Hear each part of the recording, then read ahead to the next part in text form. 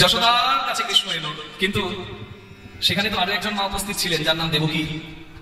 আচ্ছা, যশোদা বড় না দেবকী বড়, কি মনে হয় আপনাদের? কে বড় মা? জানি তাই, মা কি আর ছোট বড় হয়? কিন্তু এখানে দৃষ্টান্ত আছে একটা। এখানে দৃষ্টান্ত আছে একটা, কি যশোদা দেবকী দুজনেই তো মা, কিন্তু শ্রেষ্ঠ মায়ের জায়গা দিয়ে পেয়েছে, এটা আমাদেরকে জানতে হবে।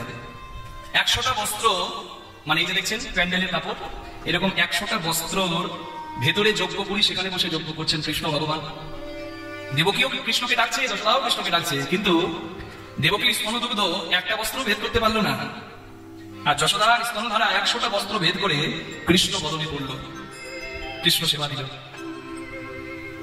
অনেকে ভাবতে পারে যে বৃদ্ধা মায়ের স্তনে কি দুগ্ধ আসে? আসলে ভগবত ইচ্ছা যদি হয়, অসত্য সাধন হয়।